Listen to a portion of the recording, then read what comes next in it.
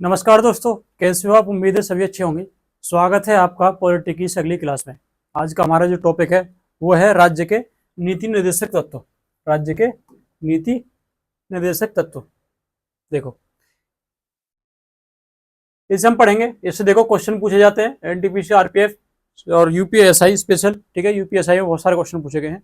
NTPC और आपके RPF sub inspector और कांस्टेबल दोनों में पूछे जाते हैं। देखो, जो राज्य के नीति निर्देशक तत्व है वो भारतीय संविधान के भाग 4 में वर्णित है। कहां पर? भाग 4 में। आर्टिकल आर्टिकल कितने से? 36 से लेकर 36 से 51 तक।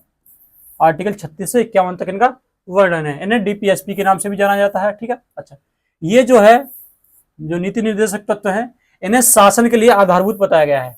शासन के लिए इन्हें आधारभूत इन्हें बताया गया है। ठीक है, अच्छा, अब क्वेश्चन कब पूछ लिया जाता है कि नीति निर्देशक तत्व जो है वो कहां से लिए गए हैं, किस संविधान से लिए गए हैं? तो ये लिए गए हैं आयरलैंड के संविधान से। आयरलैंड के संविधान से लिए गए हैं। और जो डीपीएसपी है, इन्हें ग्रेनविल ऑस्टिन क्या है, इन्हें संविधान की मूल आत्मा बताया है। संविधान की मूल आत्मा इन्हें कहा है। क्वेश्चन ये भी पूछा जाता है, बी आर अम्बेडकर ने किसे कहा है संविधान की मूल आत्मा? किसे कहा है भाई? आर्टिकल 32 को। ठीक है ना, आर्टिकल 32 को। आगे देख लेते हैं। इनकी मान्यता है, इनकी नैतिक और राजनीतिक मान्यता है। क्वेश्चन ये भी पूछा जाता है, आरओ में पूछा गया है। तो डीपीएसपी की मान्यता कैसी? आपकी नैतिक और राजनीतिक। ठीक है, देखो, इनका उद्देश्य क्या है भाई? नीति निर्देशक तत्व का उद्देश्य क्या है? आर्थिक न्याय सुनिश्चित करना, आर्थिक न्याय को सुनिश्चित करना, लोकतंत्र स्थापित करना। ठीक है, सामाजिक और लोकतंत्र। क्वेश्चन ये पूछा जाता है कि नीति निर्देशक तत्व किस प्रकार के लोकतंत्र की बात करता है? तो किस प्रकार के? सामाजिक और आर्थिक लोकतंत्र की बात करता है। ठीक है, देखो, और क्या उद्देश्य है? और क्या उद्देश्य है? लोक कल्याणकारी राज्य की स्थापना करना। लोक कल्याणकारी राज्य की स्थापना करना। ठीक है, देखो, इसकी जो है, इसकी विचारधाराओं की 3 श्रेणी है। इसकी जो विचारधारा है नीति निर्देशक तत्व की, उनकी विचारधारा की क्या है? 3 श्रेणी है। एक आपकी समाजवादी सिद्धांत, दूसरा गांधीवादी सिद्धांत और तीसरा उदार बौद्धिक सिद्धांत। ठीक है, 3 विचारधारा इसमें सम्मिलित है। देखो, अगर आप यूपीएसआई की या फिर आरओ की तैयारी कर रहे हैं तो इन्हें याद कर सकते हैं। समाजवादी सिद्धांत में आर्टिकल 38, 39, 39 ए, 41, 42, 43, 43 ए और 47 ये आपके समाजवादी सिद्धांत में आते हैं। ये प्रदर्शित जो करते हैं। गांधीवादी जो सिद्धांत में आर्टिकल 40, आर्टिकल 43 और 43 का भी 46, 47 और 48 ये क्या है आपका? गांधीवादी सिद्धांत को प्रदर्शित करते हैं। वहीं आर्टिकल 44, 45, 48, 48 ए, 49, 50 और 51 ये क्या है? उदार बौद्धिक सिद्धांतों को प्रदर्शित करते हैं। ठीक है, उदार बौद्धिक सिद्धांतों को ये प्रदर्शित करते हैं। ठीक है भाई, आगे देखते हैं। देखो, आगे आ जाता है, अनुच्छेदों के बारे में पढ़ेंगे बारी बारी से। देखो, अनुच्छेद 37 में कहा गया है, अनुच्छेद 37 में ये कहा गया है कि डीपीएसपी जो है न्यायालय द्वारा परिवर्तनीय नहीं है। मतलब कोई यदि इन्हें फॉलो नहीं किया जाता है, इन्हें यदि फॉलो नहीं किया जाता है तो इनके विरुद्ध जो है न्यायालय में कोई भी हम एफआईआर या याचिका दायर नहीं कर सकते हैं। ठीक है, ये 37 में कहा गया है। ये क्वेश्चन पूछा गया है, ध्यान रखना यूपीएसआई में। अगला है अनुच्छेद 38। अनुच्छेद 38 में क्या गया है कि जो हमारा डीपीएसपी है वो हमें 3 प्रकार के न्याय प्रदान करता है। कैसे कैसे? सामाजिक, आर्थिक और राजनीतिक। ये हमें 3 प्रकार के न्याय प्रदान करते हैं। ठीक है, राज्य जो है लोक कल्याण की अभिवृद्धि हेतु सामाजिक व्यवस्था बनाएगा। ये राज्य की जिम्मेदारी है कि वो लोक कल्याण की अभिवृद्धि के लिए क्या है? सामाजिक व्यवस्था बनाएगा। ठीक है, आगे देख लेते हैं। आगे आता है आर्टिकल 39। ठीक है, इसमें क्या कहा गया है कि संसाधनों का उचित वितरण होगा। मतलब ऐसा नहीं है कि अमीर लोग हैं वो सारे संसाधनों का दोहन करते रहें और गरीब के पल्ले कुछ ना पड़े। तो क्या है 39 में? संसाधनों को क्या है? उचित वितरण किया जाएगा। ठीक है, आर्टिकल 39 का ए, इसमें क्या कहा गया है कि समान न्याय और निःशुल्क विधिक सहायता के लिए। इसमें क्या कहा गया है कि न्याय के समक्ष सभी समान है। ठीक है, ये मौलिक अधिकार में भी हमने पढ़ा था, न्याय के समक्ष सभी समान है। और क्या है? निःशुल्क विधिक सहायता, मतलब जिस किसी के पास यदि वकील करने के लिए पैसे नहीं है तो उसे निःशुल्क विधिक सहायता दी जाएगी। ये क्वेश्चन पूछा जाता है। ये किसमें दिया गया भाई? आर्टिकल 39 के ए में, क में। ठीक है, ये 39 का जो ए है ये 42वें संविधान संशोधन के द्वारा जोड़ा गया था। अच्छा, कमेंट करके बताओ कब हुआ था? 1976 में। ठीक है, ये जोड़ा गया था। ये इसके तहत का कौन कौन सा आर्टिकल जोड़ा गया था? 39 का ए, 39, 43 का ए और 48 का ए। ठीक है, ये 42वें संविधान संशोधन के तहत जोड़े गए आर्टिकल थे। ठीक है भाई। आगे आ जाता है फिर 39 के बाद क्या है 40। 40 का आपको पता होगा, 40 में क्या है पंचायतों का गठन है। 40 में क्या है पंचायतों का गठन है। 73वें संविधान संशोधन 1993 के तहत, ठीक है, पंचायतों को क्या है संवैधानिक दर्जा दिया गया था। पंचायतों को संवैधानिक दर्जा दिया गया था। ठीक है। अब आ जाता है आर्टिकल 41। देखो आर्टिकल 41 में क्या है बेटा, इसमें क्या है कार्य पाने का अधिकार है। मतलब सभी व्यक्तियों को क्या है कार्य पाने का अधिकार है, अपनी आजीविका चलाने के लिए कार्य पाने का उसे अधिकार है।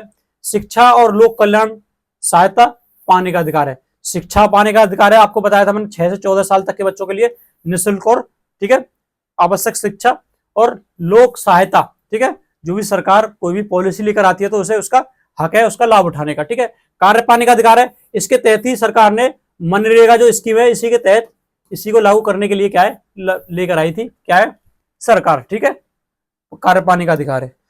अब आता है आर्टिकल 42। देखो आर्टिकल 42 में क्या आ जाता है, आर्टिकल 42 में देखो इसमें कहा गया है कि काम की न्याय संगत और मानवोचित दशाओं का उपबंध। ठीक है, काम की जो है न्याय संगत और मानव के हिसाब से उसकी दशाओं का उपबंध करना जो राज्य का फर्ज है। और प्रसूति सहायता का उपबंध। ठीक है, जो प्रसूति के लिए उसकी सहायता करने का उपबंध भी दिया गया है। इसी के लिए सरकार ने जच्चा बच्चा के लिए बहुत सारी स्कीमें चला रखी हैं।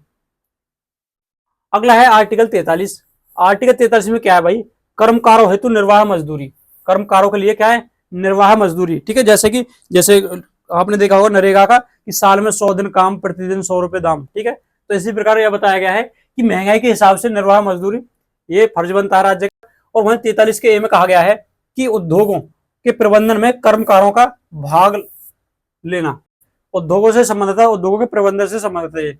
और वहीं 43 का भी ये पूछा जाता है, इंपोर्टेंट है 43 का भी, ये सहकारी समितियों का उन्नयन है। ठीक है, सरकार जो है सहकारी समितियों का क्या है उन्नयन करेगी। सहकारी समिति आपने देखा होगा, जैसे कि हम जैसे गोदाम बोलते हैं, गोदाम जैसे बोलते हैं जो सरकारी खरीद और बिक्री जो दुकान होती है वहां पर आपके उर्वरक भी मिलते हैं। अब आ जाता है आर्टिकल 44। आर्टिकल 44 में क्या भैया यूसीसी आपने सुना होगा, समान नागरिक संहिता, ये भी इंपॉर्टेंट है। समान नागरिक संहिता किस में आती है, आर्टिकल 44 में आती है। मतलब समान नागरिक संहिता से मतलब है कोई भी धर्म हो कोई भी जाति हो सभी के लिए समान कानून है। ऐसा नहीं है कि ये जो हिंदू विवाह एक्ट के तहत होगा कि ये मुस्लिम विवाह एक्ट के तहत होगा। ठीक है, ऐसा नहीं है, किसी के सभी के लिए क्या है समान कानून रहेगा। पूरे देश में सरकार इसे लागू करने की दिशा में आगे बढ़ रही है। अगला है आर्टिकल 45। आर्टिकल 45 में क्या है ये बहुत इंपॉर्टेंट है, 6 वर्ष से कम उम्र के बच्चों को शिक्षा का प्रावधान। देखो वहां पर क्या कहा गया है 6 से 14 साल तक के बच्चों के लिए कहा गया है, जो कि राइट टू एजुकेशन था। लेकिन इसमें क्या है 6 वर्ष से कम आयु के, इसमें क्या है आपका जो आंगनवाड़ी केंद्र होता है ना, इसमें आंगनवाड़ी केंद्र के माध्यम से 6 वर्ष से कम आयु के बच्चों को शिक्षा का प्रावधान है।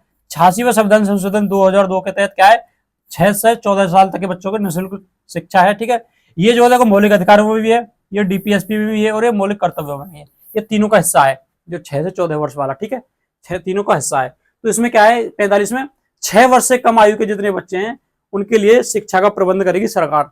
और किसके द्वारा कर रही है, आंगनवाड़ी केंद्रों के द्वारा कर रही है। ठीक है, 47 में क्या है पोषाहार, ये क्वेश्चन पूछा गया है आपके, ठीक है, रेलवे ग्रुप डी में। ठीक है, जीवन स्तर को ऊंचा करना, लोक स्वास्थ्य में सुधार, जो राज्य का कर्तव्य है, जो सरकारी जो हॉस्पिटल होते हैं। ठीक है, मादक पेय और हानिकारक पदार्थों पर प्रतिबंध, इसके तहत ही बिहार और आपके गुजरात ने प्रतिबंध लगा रखा है मादक पदार्थों पर। ठीक है, अब आ जाता है आर्टिकल 48। आर्टिकल 48 में आता है कृषि और पशुपालन, क्वेश्चन ये भी पूछा जाता है। ठीक है, आर्टिकल 48 में कृषि और पशुपालन आता है। आर्टिकल 48 के एक ही बात करें तो पर्यावरण का संरक्षण और संवर्धन, ये क्वेश्चन पूछा जाता है। 48 के ए में पर्यावरण का संरक्षण और संवर्धन है। ठीक है, संरक्षण और क्या संरक्षण करना, वन्य और वन्य जीव उनका संरक्षण करना है आर्टिकल 48 के ए के तहत। ठीक है भाई, अच्छा अब आगे आ जाता है इसमें आर्टिकल 49। देखो आर्टिकल 49 में क्या है भाई, आर्टिकल 49 में संरक्षण राष्ट्रीय महत्व के संस्मारकों का, स्थानों का और वस्तुओं का, राष्ट्रीय महत्व के संस्मारकों का, स्थानों का और वस्तुओं का क्या है भाई संरक्षण करना। अगला क्वेश्चन है देखो आर्टिकल 51। आर्टिकल 51 में देखो क्या है, अंतरराष्ट्रीय शांति और सुरक्षा की अभिवृत्ति। अंतर्राष्ट्रीय शांति और सुरक्षा की अभिवृद्धि। आर्टिकल 51 तक ही ये है, ठीक है। आगे आ जाता है, इसमें संशोधन देख लेते हैं एक बार। संशोधन हुआ था 42वें संविधान संशोधन 1976 के तहत 4 आर्टिकल जोड़े गए थे, 39 का ए, 43 का ए और 48 का ए, ठीक है। अच्छा, 44वें संविधान संशोधन 1978 के तहत जो है आर्टिकल 38 जोड़ा गया था। कौन सा? आर्टिकल 38। आर्टिकल 38 में परिवर्तन किया गया था। अब 86वां 2002 है, जो आर्टिकल 45 में बदलाव किया गया था, ठीक है। विषय वस्तु अनुच्छेद 21A, जो कि मौलिक अधिकार बनाया गया था। जो प्रारंभिक शिक्षा है उसे 21A के तहत क्या है, मौलिक अधिकार बनाया गया था। 86वें संविधान संशोधन 2002 के तहत जो आर्टिकल 45 में बदलाव करके इसकी विषय वस्तु जो थी उसे ही क्या बना दिया गया, मौलिक अधिकारों में एक आर्टिकल दे दिया गया 21A, प्रारंभिक शिक्षा 6 से 14 साल तक के बच्चों के लिए निःशुल्क शिक्षा, ठीक है। वहीं 97वां संविधान संशोधन जो कि 2011 में हुआ था, उसके तहत 43B जोड़ा गया था, जो कि सहकारी समितियों से संबंधित है। सहकारी समितियों से जो संबंधित है, 97वां संविधान संशोधन 2011 के तहत जोड़ा गया है। अच्छा, इसमें एक कथन बार बार पूछा जाता है, केटी शाह है। केटी शाह का एक कथन पूछा जाता है। इन्होंने कहा था इनके बारे में, जो डीपीएसपी के बारे में, कि किसी को दे उस चेक की तरह है, जो डीपीएसपी है, किसी को दिए हो उस चेक की तरह है जिसका भुगतान बैंक अपनी सुविधा के अनुसार करता है। जिसका भुगतान बैंक जो है अपनी सुविधा के अनुसार करता है। तो यही होता है, सरकार के पास जितने जरूरी संसाधन होते हैं उसके हिसाब से आपको डीपीएसपी का लाभ दिया जाता है। इसकी योजनाएं लेकर सरकार आती है, ठीक है। कैसी लगी ये वीडियो कमेंट करके बताएं, और यदि आपका कोई क्वेश्चन है, कोई डाउट है, कोई सजेशन है तो हमारे कमेंट बॉक्स में कमेंट कर सकते हैं, या फिर हमारी इंस्टाग्राम आईडी है imithri99 के नाम से, उस पर मैसेज कर सकते हैं। और यदि आप इस क्लास के पीडीएफ नोट्स डाउनलोड करना चाहते हैं एज ए टेस्ट, ठीक है, तो हमारा जो टेलीग्राम चैनल है imithri के नाम से, उसकी लिंक जो है यूट्यूब चैनल के बायो में भी दी है, और आप सर्च भी उसे कर सकते हैं। मिलते हैं अगली वीडियो में। जय हिंद।